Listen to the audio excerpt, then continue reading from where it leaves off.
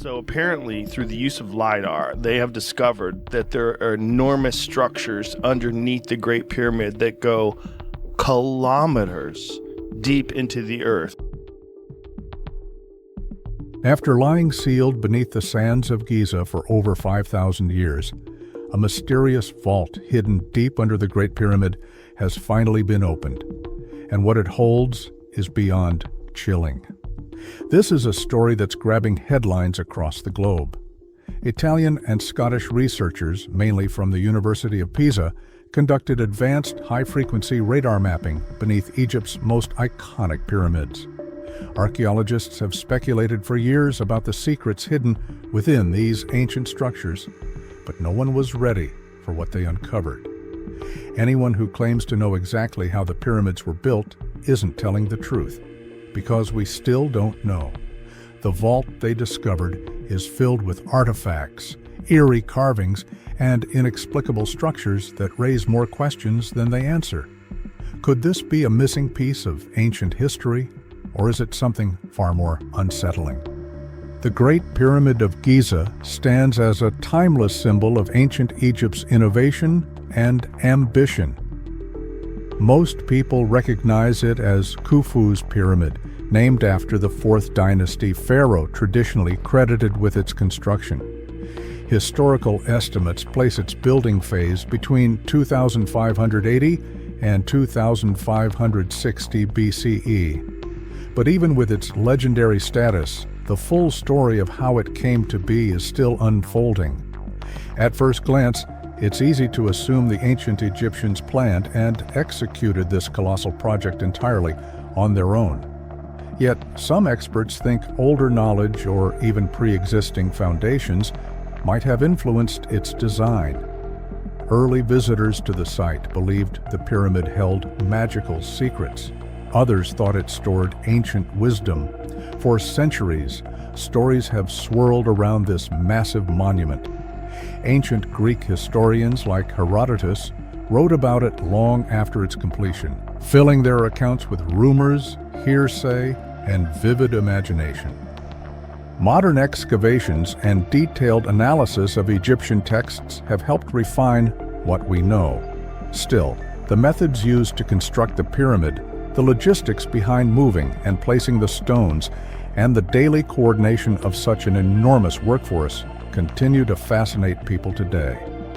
The Old Kingdom period marked a time of political centralization, architectural innovation, and economic power. During Khufu's reign, Egypt thrived thanks to the Nile's rich agricultural output and active trade routes. Thousands of skilled laborers, stonecutters, architects, and planners collaborated to bring Khufu's vision to life. What they left behind wasn't just a structure, it was an engineering mystery that continues to captivate us. Before Khufu's pyramid, earlier rulers like Djoser had experimented with stepped pyramids at Saqqara. Khufu's father, Sneferu, tested different designs, eventually perfecting the true pyramid shape at Meidum and Ashur. By the time Khufu took the throne, pyramid engineering had reached a new level. The Great Pyramid is often seen as the ultimate achievement of that knowledge. It reflects both the bold ambition of the king and the impressive technical ability of the civilization. Thanks to modern archaeology, we've gained a clearer picture of how workers were organized, which tools they used, and how they managed such a vast project. Religious texts and temple inscriptions offer clues into the spiritual motivations behind pyramid construction. Some researchers continue to debate whether the pyramid served solely as a tomb or if it carried symbolic meanings far beyond a burial site. Originally, the pyramid was covered in smooth white limestone casing that gleamed in the sunlight. Over time, most of that outer layer was removed, revealing the rough inner blocks we see today. While it now appears stepped, the original design had a smooth, sloping surface. Today, the pyramid stands at around 138 meters tall, though it once reached about 146.6 meters.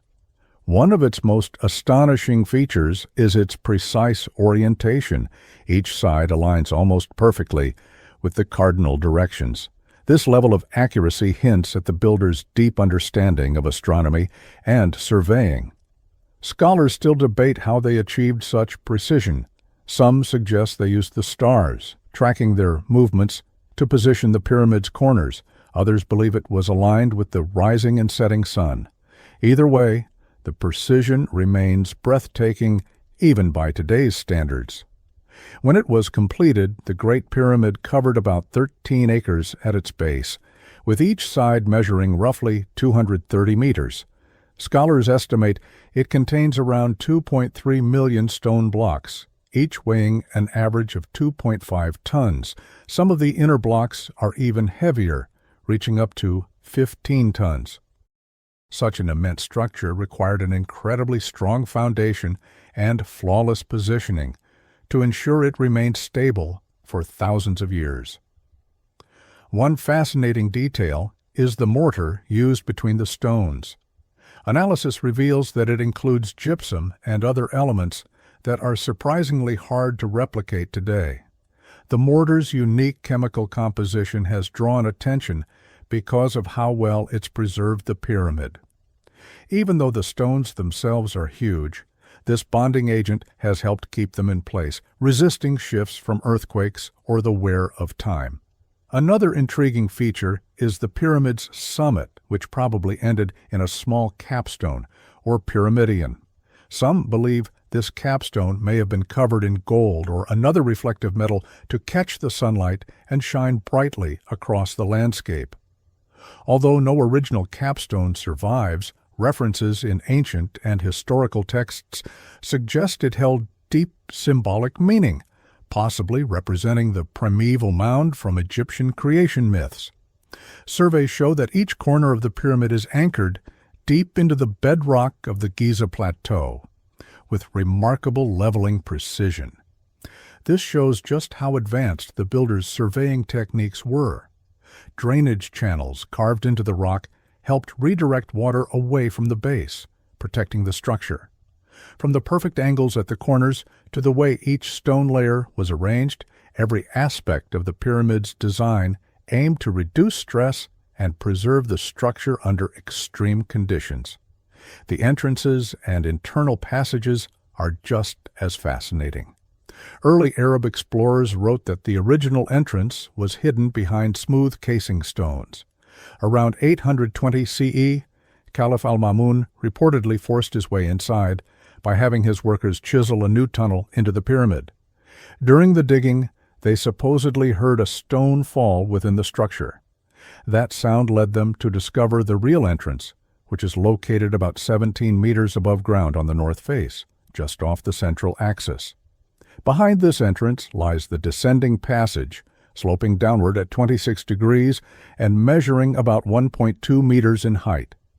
It stretches more than 100 meters into the bedrock, ending at the so-called subterranean chamber, also known as the pit. This chamber is roughly cut and remains unfinished, sparking debate about whether it was meant to be a burial chamber, a symbolic space, or just a leftover from the early excavation stages. Midway down the descending passage, another corridor branches off and slopes upward. This is the ascending passage, which has similar dimensions but leads deeper into the pyramid's upper structure. Scholars believe it was originally sealed with massive stone plugs designed to keep out tomb robbers. These plugs fit tightly into the corridor, showing that the builders were masters at creating security features. At the junction where the two corridors meet, there are clear signs of forced entry. Al-Ma'mun's workers had to smash through stone blocks when they were blocked by the plugs, and the scars of their digging can still be seen today. This shows just how determined explorers were to uncover the pyramid's secrets. Yet, the original builders had clearly gone to great lengths to protect whatever was hidden inside. Modern scans using advanced techniques have detected mysterious voids near these corridors. One of the largest, often called the Big Void, sits above the Grand Gallery. It was discovered in 2017 through a method called muon tomography. This discovery caused a stir in the scientific world, sparking fresh debates about the purpose of these empty spaces. Are they there to lighten the structural load, or do they serve a symbolic or religious purpose that we still don't understand? These discoveries only add to the mystery of the pyramid's internal layout. Even the official entrance we see today was once hidden behind expertly placed casing stones. The ancient Egyptians had carefully disguised the passage, making sure no one could find it easily. Beneath the pyramid's base lies the enigmatic subterranean chamber. Unlike the more polished interior spaces, this chamber is unfinished and rough-cut. Above this chamber, sometimes called the unfinished chamber, is roughly hewn from the bedrock. It measures about 27 meters by 4 meters, with a ceiling that reaches around 8.6 meters high. Many archaeologists have long debated its true purpose, since it appears incomplete when compared to other finished chambers within the pyramid. Its walls lack the polished refinement seen in the king's and queen's chambers. Jagged surfaces and leftover debris suggest that construction either stopped abruptly or that there was a sudden shift in plans.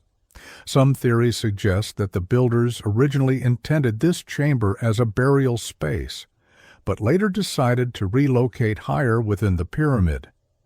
Others believe it might have held symbolic meaning or was simply abandoned after a new direction was chosen. At the western end of the chamber sits a small niche, which some researchers interpret as an early attempt at further excavation.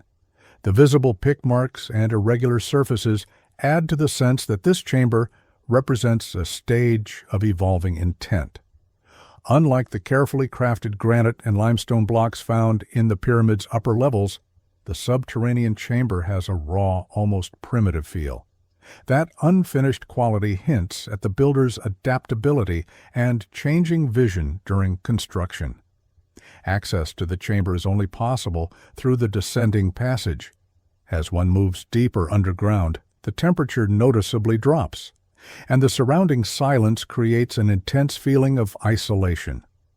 Early explorers relied on torches to explore the space, and the soot from those flames can still be seen on parts of the walls. The air within the chamber tends to be dry, thanks to the natural properties of the bedrock, which aids in preservation. Some have even speculated about ancient ventilation systems or naturally formed vents that might affect airflow in the space. Although no significant artifacts have been discovered here, the preservation conditions suggest that any organic material left behind could potentially survive for millennia. Despite its rough condition, the subterranean chamber is a powerful reminder of the effort and craftsmanship involved in every stage of the pyramid's creation. Even if it was never used for burial, it required the skill and labor of dedicated workers to carve it deep into solid rock. Above this level lies one of the most breathtaking features of the Great Pyramid, the Grand Gallery. Located just above the ascending passage, the Grand Gallery is a soaring corridor that captures the imagination of nearly everyone who enters it. It stretches about 46.6 meters in length, is 2.1 meters wide at its base, and rises to an incredible 8.6 meters in height. The sloping limestone walls are built in a corbelled fashion, narrowing inward with each level of stone to form a tall, angled vault. The gallery's floor includes a curious layout of narrow ramps or slots running along each side. Some researchers believe these features once held wooden beams or sledges, which may have been used to drag heavy stone blocks upward during construction. Others speculate that a counterweight system could have operated here. Either way, the engineering ingenuity displayed in this single passage is remarkable. The massive stones that make up the gallery's walls and ceiling are so precisely fitted that many joints require no mortar at all. Walking through the Grand Gallery feels like stepping into a space that defies time. The polished surfaces and steep incline create a disorienting but awe-inspiring effect. The corbelled design is not only visually striking but also highly functional. By shifting the pyramid's weight outward and away from the passage, this architectural approach reduces stress on the structure and increases overall stability. In ancient times, oil lamps or torches lit the way, casting flickering light on the smooth stone. Today, electric lights illuminate the corridor, revealing the perfect seams between the stone blocks. Despite its size, the gallery can still feel narrow and confining due to its steep slope and towering walls.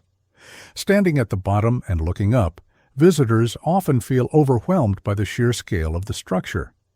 The Grand Gallery plays a critical role in connecting the lower and upper sections of the pyramid. It leads directly to the King's Chamber, while also providing access to the Queen's Chamber via a small branching corridor. Some have speculated that there could be hidden rooms branching off the sides of the gallery, though so far no such passages have been confirmed beyond the known route.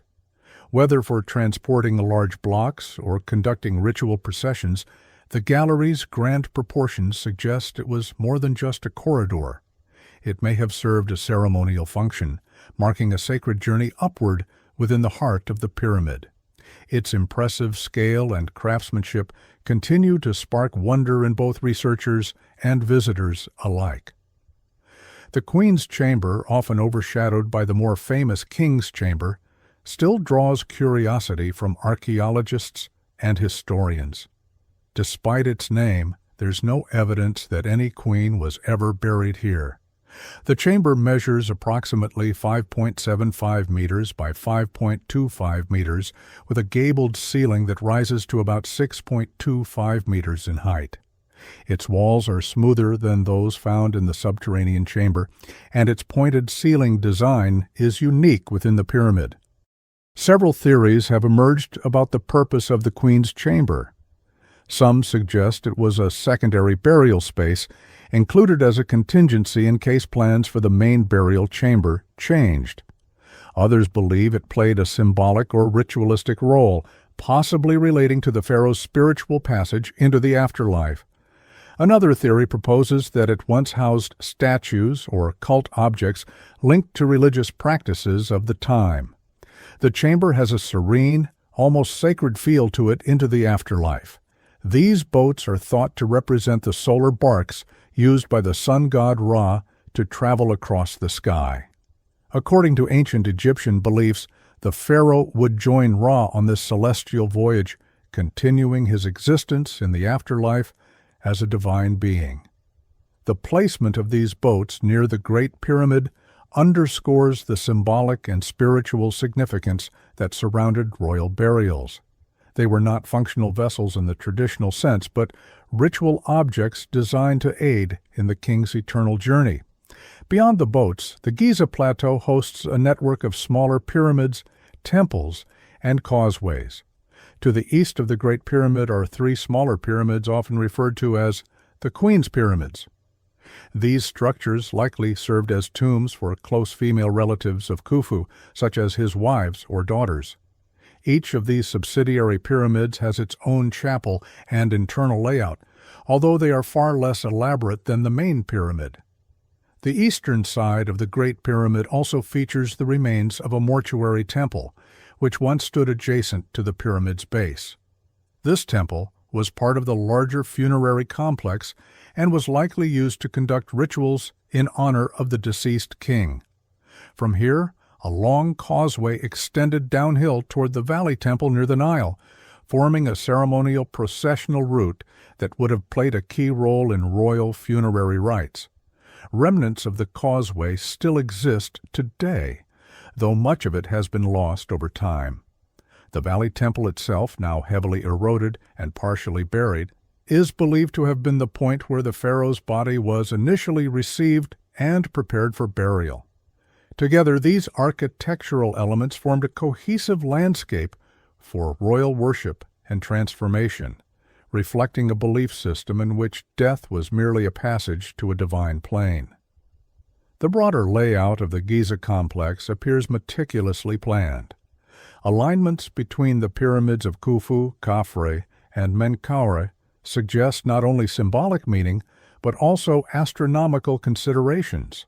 Some scholars argue that the positioning of the three pyramids mimics the stars of Orion's belt. a constellation closely linked to Osiris, the god of the afterlife.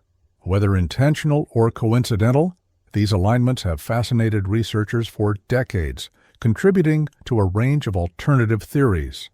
Among these are proposals that the pyramids served as an ancient observatory or encoded messages related to advanced knowledge. While mainstream archaeology remains grounded in more practical interpretations, the enduring mystery of the site invites diverse perspectives.